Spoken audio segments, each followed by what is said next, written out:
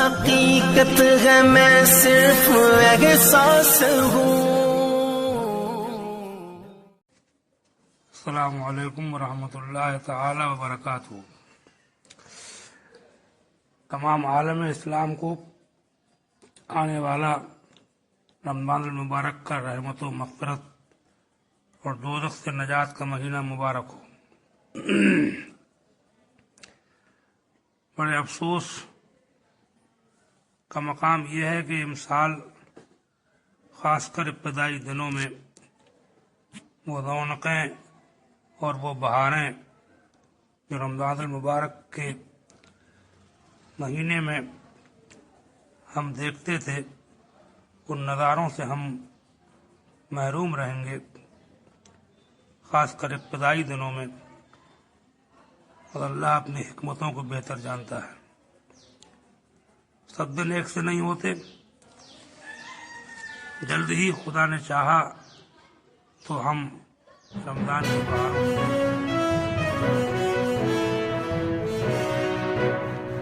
پانچ وقت کی نماز فرض ہے اور جماعت کی پابندی واجب.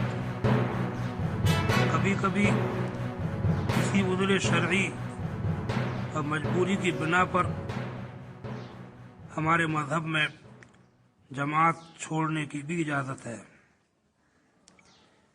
ان مجبوریوں میں جان و مال، عزت و آبرو کا خطرہ بھی شامل ہے.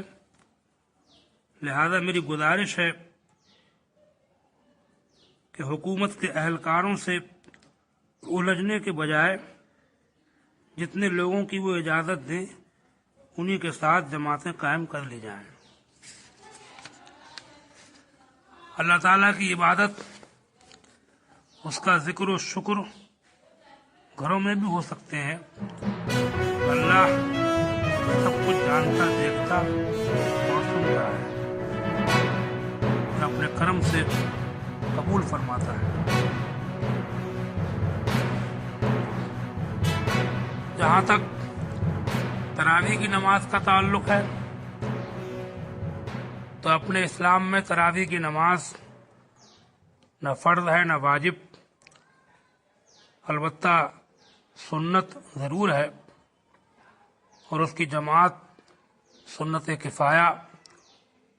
اس کا مطلب یہ ہوتا ہے کہ اگر چند لوگ مسجد میں جماعت سے تراویح کی نماز ادا کر لیں، باقی اپنے گھروں میں نماز ادا کریں تو کسی پر کوئی عتاب نہیں اور کسی پر کوئی شرعی جرم نہیں.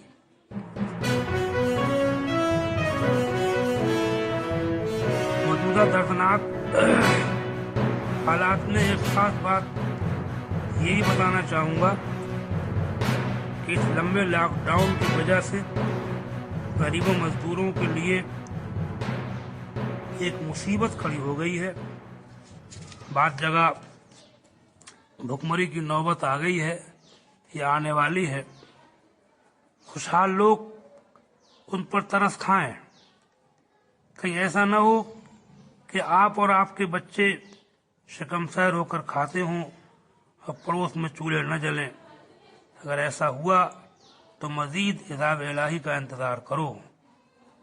تم دیکھ رہے ہو کہ دولتیں خدا کے قہر سے بچا نہیں پاتی. خاص کر ایسے لوگ جو شرمندگی کی وجہ سے اپنے گھر کی بدحالی اور تنگدستی کا ذکر بھی نہیں کر سکتے. انہیں ڈھونڈو، از خود ان کے گھروں پر راشن پانی پہنچاؤ. یہ خالد جنت کا راستہ ہے.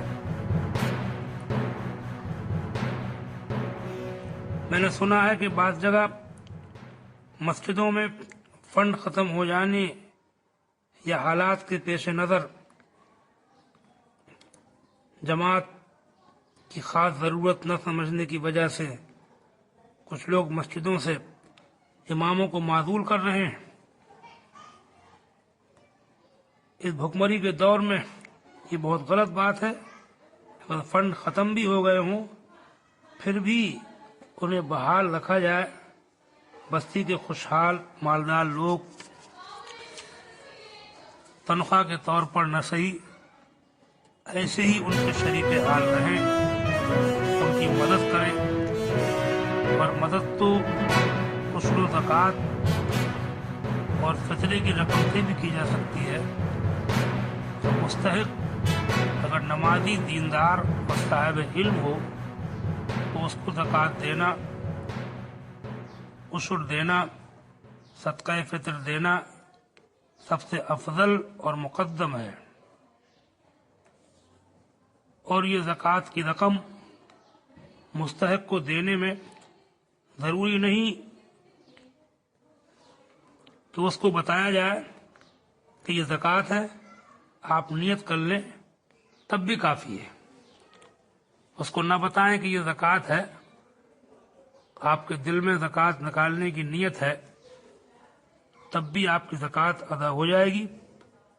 صدقہ فطر پہلے بھی ادا کیا جا سکتا ہے،